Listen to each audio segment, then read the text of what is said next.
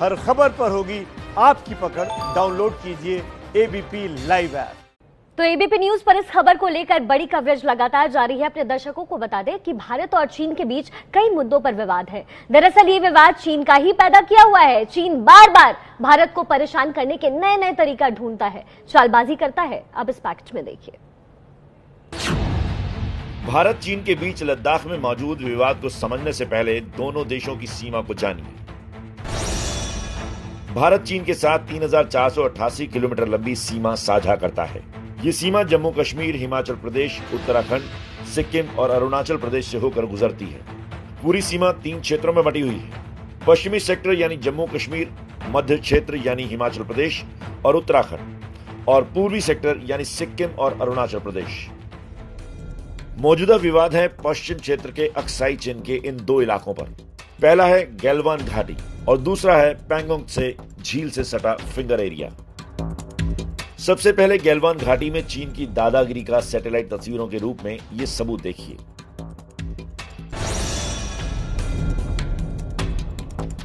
चीनी सेना के यहां चीन ने अपने 80 टेंट गाड़ दिए। जवाब में भारत ने भी 60 तंबू तान दिए।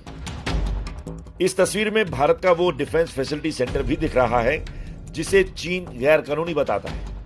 न सिर्फ ये डिफेंस फैसिलिटी चीन की छटपटाहट की वजह है, बल्कि भारत की 2 सड़कें भी चीन की बेचैनी बढ़ा रही हैं। सूत्रों की माने तो हाल ही में बॉर्डर रोड ऑर्गेनाइजेशन यानी बीआरओ ने लद्दाख में चीनी सीमा के करीब 2 सामरिक महत्व की सड़कें तैयार की हैं। पहली सड़क पूर्वी लद्दाख के श्योक से डीबीओ यानी दौलत बेग ओल्डी तक जाती है। दूसरी पैंगोंग से झील के करीब है और फिंगर एरिया के पास तक जाती है। विवाद फिंगर एरिया पर भी है, इसलिए फिंगर एरिया को जानना भी आपके लिए जरूरी है। पैंगोंग त्सो झील से सटी पहाड़ी और पगडंडियों से बने क्षेत्रों को फिंगर एरिया कहा जाता है। हाथ की उंगलियों के आकार के दिखने वाले 8 पहाड़ियों के समूह पर चीन अपना दावा करता है, जबकि ये इलाका भारत का है। अभी 1 से लेकर 4थी पहाड़ी भारतीय सुरक्षा बलों के पास है। 5 से 8वीं पहाड़ी पर चीन कब्जा जमाए बैठा है। चीन की सेना 5 नंबर फिंगर यानी पहाड़ी को पार करने की अक्सर कोशिश करती है। मई की शुरुआत से ही लद्दाख में दोनों देशों के बीच तनाव है। ये 3 तस्वीरें उसी तनाव का सबूत हैं। पहली तस्वीर उस वक्त की है जब भारतीय और चीनी सेना लेह और सिक्किम में भिड़े थे। दूसरी तस्वीर है पैंगोंग त्सो लेक के पास तनाव की, और तीसरी तस्वीर है हेलीकॉप्टर से चीन के घुसपैठ की। हाल ही में पैंगोंग त्सो झील में चीनी सेना की तरफ से गश्त बढ़ाने की खबर आई थी। 134 किलोमीटर लंबी यह झील 604 वर्ग किलोमीटर के दायरे में फैली हुई है। इसके 89 किलोमीटर यानी करीब 2/3 हिस्से पर चीन का नियंत्रण है। झील के 45 किलोमीटर पश्चिमी हिस्से यानी करीब 1/3 हिस्से पर भारत का नियंत्रण है। चीन इस झील पर भी कब्जे की कोशिश में है। तो ये पूरा विवाद आखिर है क्या, ये आपने एबीपी न्यूज पर देखा। अब आपको चीन की एक और चालबाजी दिखाते हैं। भारत से बातचीत के ठीक पहले चीन ने अपने वेस्टर्न थिएटर कमांडर को बदल दिया है। वेस्टर्न थिएटर कमांड ही पूरी भारत चीन सीमा को देखती है। हालांकि अभी तक ये साफ नहीं है कि चीन ने आखिरी वक्त में ये बड़ा बदलाव आखिर किया क्यों है। लद्दाख में सीमा विवाद पर कमांडर लेवल की बातचीत से पहले चीन ने चली है बड़ी चाल। चीनी सेना के जिस वेस्टर्न थिएटर कमांड पर भारत के साथ लगती 3,488 किलोमीटर लंबी सीमा पर चौकसी की जिम्मेदारी है, चीन की कम्युनिस्ट सरकार ने उस कमांड के कमांडर को ही बदल दिया है। नए कमांडर का नाम शू चिलिंग है। खबरों के मुताबिक इससे पहले शू चिलिंग ईस्टर्न थिएटर कमांड में सेवा दे चुके हैं। पुराने कमांडर को हटाकर अचानक शू चिलिंग को वेस्टर्न थिएटर कमांड की जिम्मेदारी क्यों दी गई, चीन ने इस पर कुछ नहीं कहा है, लेकिन जानकार इसके पीछे भी चीन की कोई नई चाल से इनकार नहीं करते। दोनों देश जानते हैं कि ये जो टाइमिंग्स हैं ये बहुत इंपॉर्टेंट हैं, और दोनों ने डिसाइड किया है मिलिट्री और डिप्लोमेटिक लेवल के ऊपर में इस प्रॉब्लम को सुलझाना चाहिए।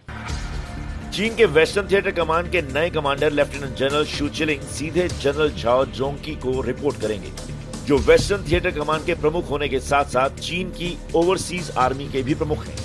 इनके अधीन वेस्टर्न कमांड की थल सेना, वायुसेना और रॉकेट सेना काम करती है। जनरल झाओ जोंकी सत्ताधारी कम्युनिस्ट पार्टी की सेंट्रल कमेटी के भी सदस्य हैं और इन्हें राष्ट्रपति शी जिनपिंग का बेहद करीबी माना जाता है। यानी आज होने वाली बातचीत में सीधे चीन का शीर्ष नेतृत्व अपने कमांडरों के जरिए भारत से तालमेल करेगा। देखिए, इस वक्त की बड़ी खबर यही है कि चीन और भारत एक बार फिर आमने सामने होने वाले हैं। ये हाई लेवल मीटिंग होगी। भारत चीन सीमा विवाद पर बहुत बड़ी खबर इस वक्त सामने आ रही है। बैठक से पहले चीन ने वेस्टर्न थिएटर कमांड के कमांडर को बदला। क्या चीन की ये नई चालबाजी है? शू चिलिंग को नया कमांडर नियुक्त किया गया है।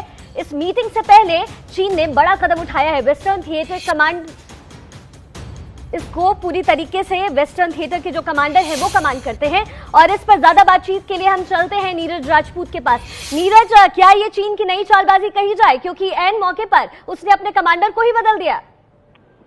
बिल्कुल शिखा, बिल्कुल ठीक कहा कि जो ये कमांडर बनाए गए हैं ये वेस्टर्न थिएटर कमांड के हैं। और इस बीच में जब विवाद चल रहा था दोनों देशों की सेनाओं के बीच में, खासतौर से जब बॉर्डर पर चल रहा था, उस टाइम ग्राउंड फोर्सेस के कमांडर को बदलना, नए कमांडर को नियुक्त करना, ये अपने आप में दिखाता है कि चीन शायद कुछ बेचैन है जो भारत की तरफ से जो कार्रवाई की जा रही है, बॉर्डर पर जो स्थिति बनी हुई है, इसीलिए एक किसी नए कमांडर को नियुक्त किया गया है जो कि शू चिलिंग है, जो माना जाता है कि काफी पावरफुल मिलिट्री लीडर्स में से एक है चीन के।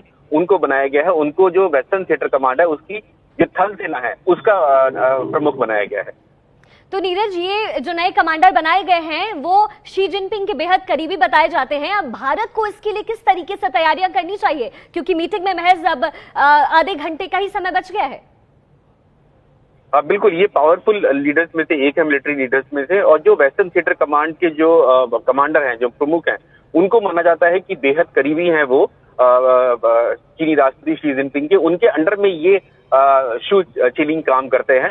तो ऐसा माना जाता है कि सीधा जो नेतृत्व है, हालांकि ये भी माना जाता रहा है हमेशा से कि चीन के जितने भी जो सैन्य कमांडर्स होते हैं वो राजनीतिक जो डायरेक्शंस है, डिसीजंस है, वो लेते हैं। जैसे कि आज की मीटिंग होने वाली है उसमें भी ये माना जा रहा है कि जो भी डिसीजन लिया जाएगा, पहले ये चीन की तरफ से जो डिसीजन होगा, उनकी जो पॉलिटिकल लीडरशिप है, जो हाईएस्ट हायरार्की है, उससे पहले ओके कराया जाएगा, यानी कि उनसे पहले मंजूरी ली जाएगी। उसके बाद ही भारत को बताया जाएगा कि हाँ वो क्या निर्णय लेते हैं, यानी कि क्या उनकी तरफ से जो मांगे हैं भारत की तरफ से वो मानी जाती है या नहीं मानी जाती है।